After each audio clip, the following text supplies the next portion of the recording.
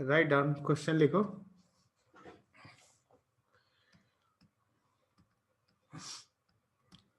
Show that the area of the triangle, area of the triangle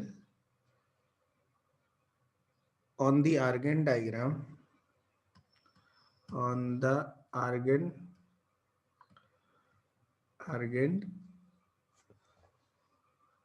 diagram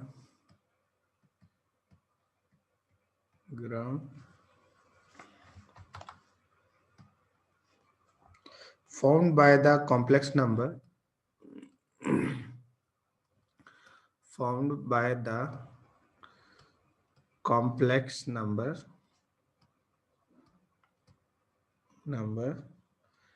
z comma iota z and z plus iota z is mod z square by 2. Answer करो, answer this. देखो कैसे करेंगे इसको ध्यान से। देखो last class में हमने क्या देखा था कि आई क्या है, E to power iota pi by 2 है। आई क्या है, E to power iota pi by 2। और किसी कॉम्प्लेक्स नंबर में आई से मल्टीप्लाई करें तो कितना एंगल रोटेट हो जाएगा, ये पाई बाई 2 हो जाएगा और जिनके अबाउट रोटेशन होगा। सो लेट्स से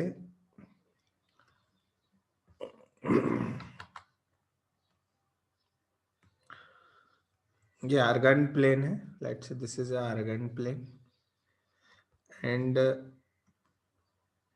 ये कोई कॉम्प्लेक्स नंबर z है, this is z by the way. अच्छा तो फिर आयोटा z कैसा होगा, z प्लस आयोटा या z आयोटा z मतलब इसको रोटेट कर देना है by angle 90 degree in anticlockwise sense में। सो अब जो नया कॉम्प्लेक्स नंबर मिलेगा ये हो जाएगा, दिस इज आयोटा z। ठीक है, तो z प्लस आयोटा z क्या है, इसका रिजल्टेंट। तो इन दोनों का रिजल्टेंट बना दो एक, z plus iota z let say ये है। तो ये पैरेलग्राम है, तो ये वाला कॉम्प्लेक्स नंबर क्या बन गया, इसका नाम हो गया z प्लस आयोटा z हो गया। ठीक है, और ये जो है ये a हो गया, ये b पॉइंट हो गया और ये c पॉइंट हो गया। तो क्वेश्चन पूछा जा रहा है क्या, इसका एरिया बताना है, इस ट्रायंगल का area. Need to find the area of this triangle. ठीक है, तो ये क्या है, ध्यान से देखो कि ये 90 डिग्री है और ये पैरेललोग्राम बनाया है आपने। अच्छा ये लेंथ कितना है, इसका लेंथ क्या मॉड जेड होगा, और इसका भी मॉड कितना होता है, मॉड आयोटा जेड। ये कितना होगा, मॉड जब जेड के इक्वल होगा तो ये लेंथ भी कितना होगा, मॉड जेड ही होगा। ये 90 डिग्री है और पैरेललोग्राम है, तो क्या ये एक स्क्वायर बन गया, स्क्वायर बन गया। तो ये इस ट्रायंगल का area of triangle is equal to क्या, half of the area of square, area of the square and that is 1/2। अच्छा इस स्क्वायर का साइड है मॉड जेड लेंथ, तो एरिया कितना हो जाएगा मॉड जेड का होल स्क्वायर, हेंस प्रूव्ड। यही तो करना था हमें, राइट। और नेक्स्ट क्वेश्चन लिखो based on this, note down this, right. और नेक्स्ट क्वेश्चन है,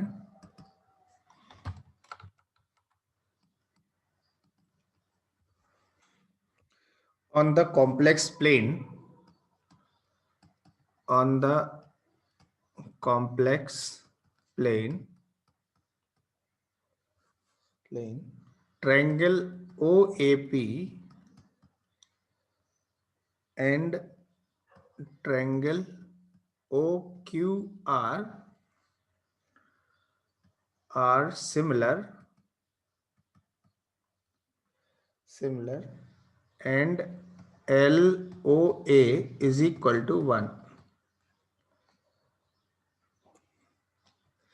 if the point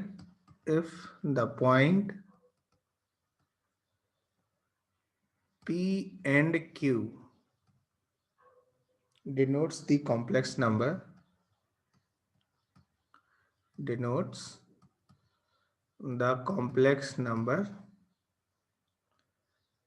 Z1 and Z2, then the complex number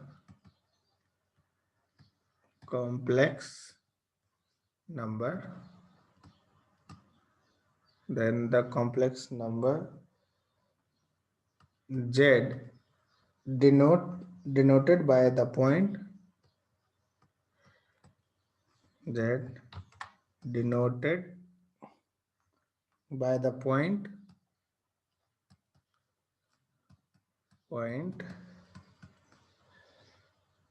R is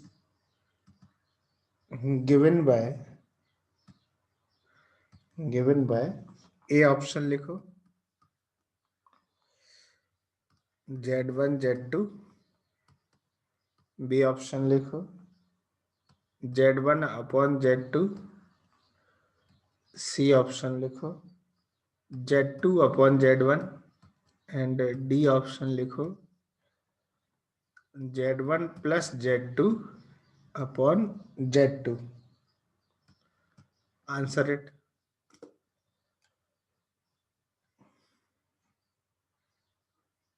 अच्छा, इसका फिगर मैं आपको बना देता हूं. फिगर देखो, इसका फिगर कुछ इस तरह से है.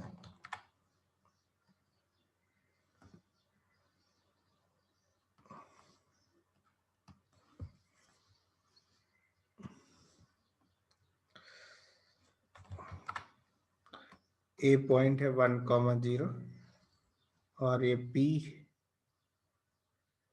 Z1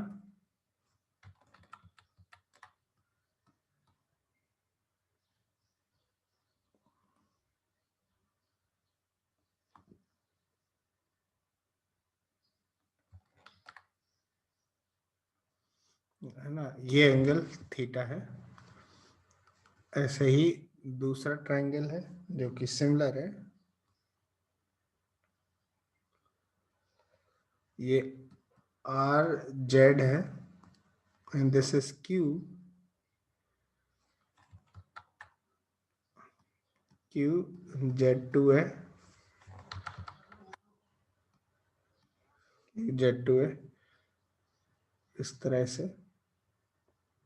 और ये एंगल भी थीटा ही है. आंसर करो. अच्छा, इसमें O जो है O ओरिजिन है.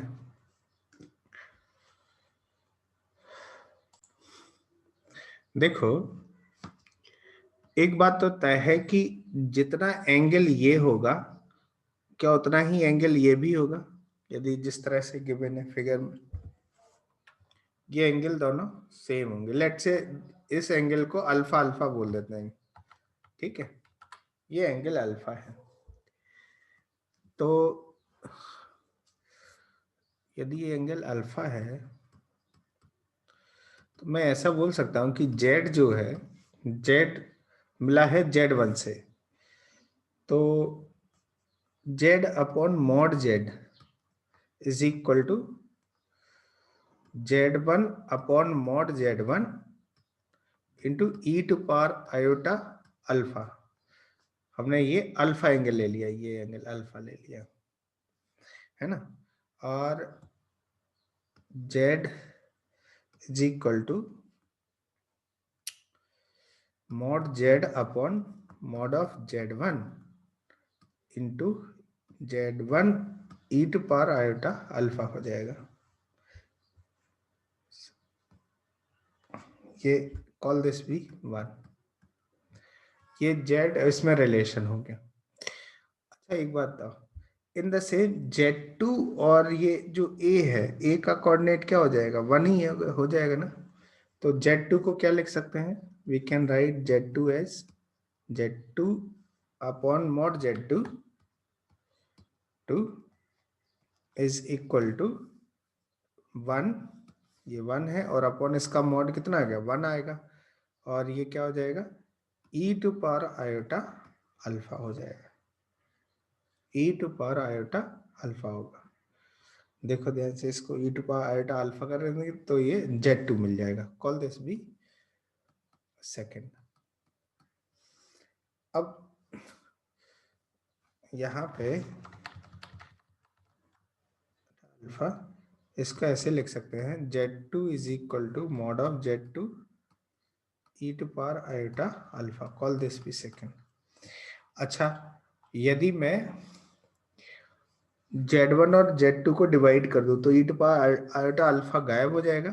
Z1 Z upon Z2 is equal to क्या हो जाएगा? ये हो जाएगा mod of Z upon mod of Z1 और into Z1 upon mod of Z2, mod of Z2, ये आ गया। तो यहाँ पे ये देखो कि यदि ये सिमिलर ट्रायंगल है तो मॉड ऑफ Z मतलब ये length, mod of Z upon mod of Z1, mod of Z1 मतलब ये mod of Z1 is equal to क्या? Mod of Z2, mod of Z2 मतलब ये length, mod of Z2 upon mod of OA, ये length मतलब 1। ये होगा कि नहीं होगा? यदि ये 1 होगा तो इसका मतलब है कि इसकी वैल्यू, देखो ध्यान से, Z अपॉन मॉड Z1 और ये नीचे आ जाएगा, इसकी वैल्यू 1 हो जाएगी। इसका मतलब है कि Z upon Z2 is equal to Z1. So this is Z is equal to Z1 Z2 and this is the answer.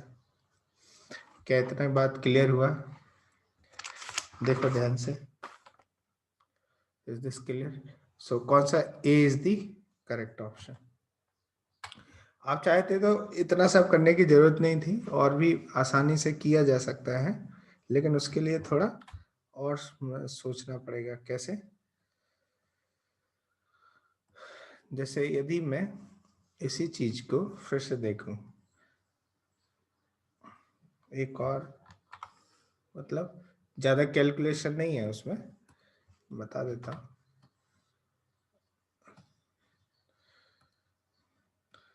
इसको हटा देते हैं, ये सब।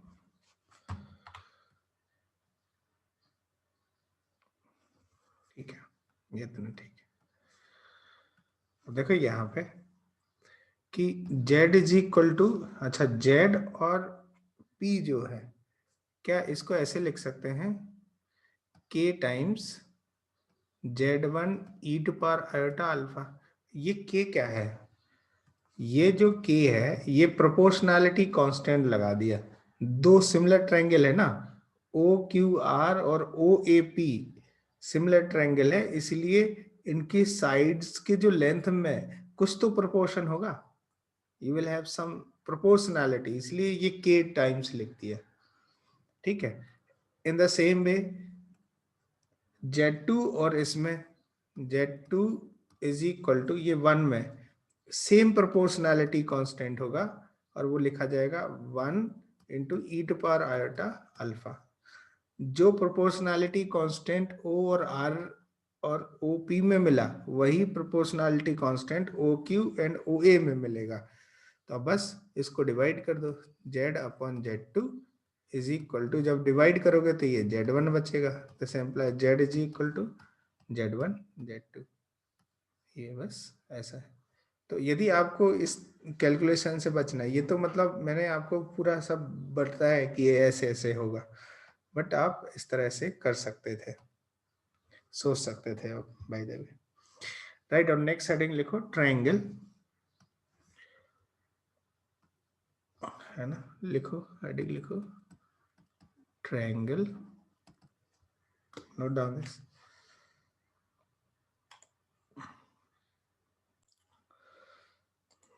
लिखा ट्रायंगल लिखो।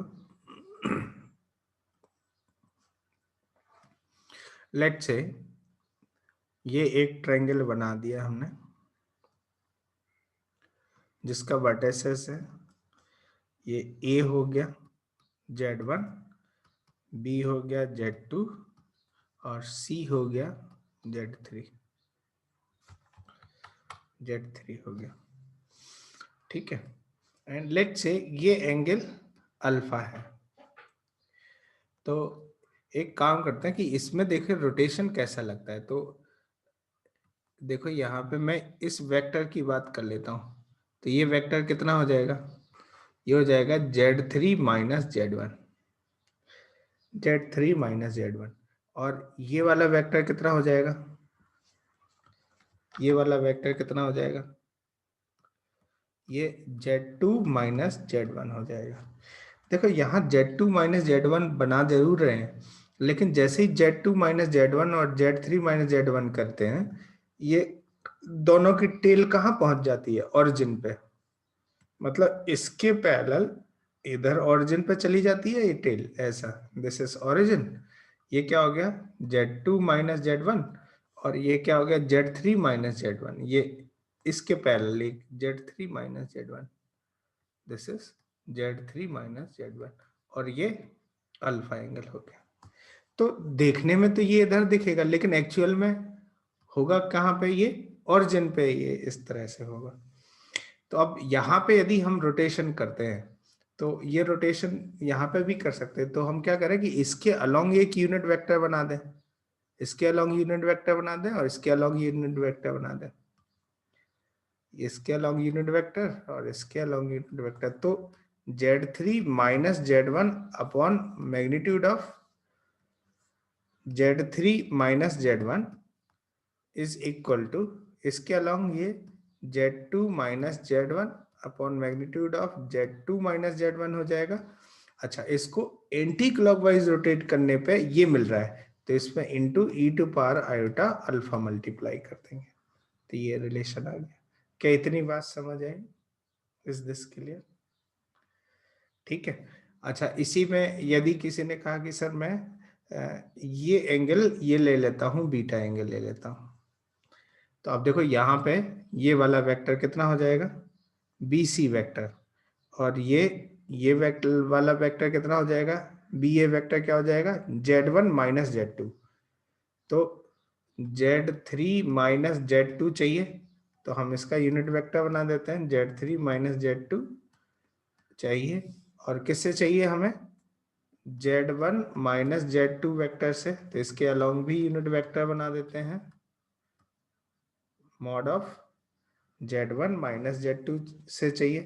तो इससे चाहिए, तो ये एंगल क्लॉकवाइज रोटेशन हो रहा है, तो क्या करेंगे, e to power minus iota beta, clockwise से तो माइनस आयोटा बीटा से मल्टीप्लाई करना पड़ेगा। क्या ये दोनों कंसेप्ट क्लियर हुए। अच्छा, ये इस बात पर डिपेंड करता है कि ABC क्लॉकवाइज लिए गए कि एंटी क्लॉकवाइज, दोनों में एक्सप्रेशन चेंज हो जाएगी, ठीक है। ABC का जो रोटेशन, मतलब ABC ये देखो कैसे वे में लिया गया, ये एंटी क्लॉकवाइज डायरेक्शन में लिया गया ABC। यदि क्लॉकवाइज डायरेक्शन में आता है तो ये रिजल्ट बदल जाता है, ठीक है। अब देखो यहाँ पे ये कंसेप्ट आगे हम लोग किस तरह से प्रयोग करेंगे, राइट डाउन, क्वेश्चन लिखो, क्वेश्चन लिखो। इफ ए पॉइंट हो गया 2+3 iota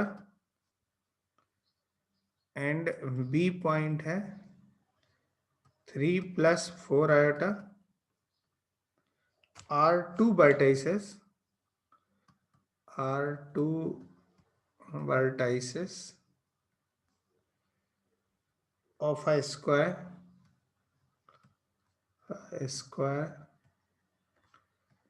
A B C D, bracket में लिखो, take in anticlockwise order.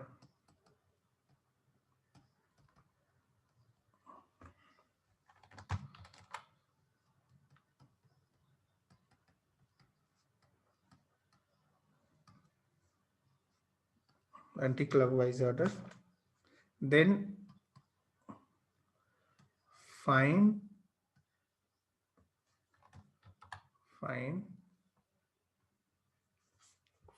affixes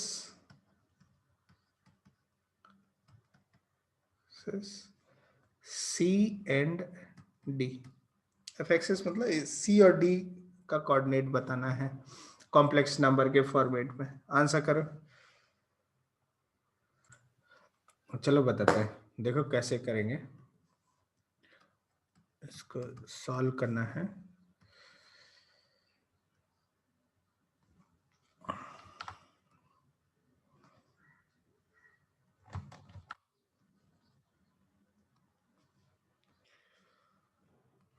let's say ये 2,3 आई, लेट्स से ये A हो गया, और ये 3,4 आई, ये B हो गया। Let's say this is B। 3 + 4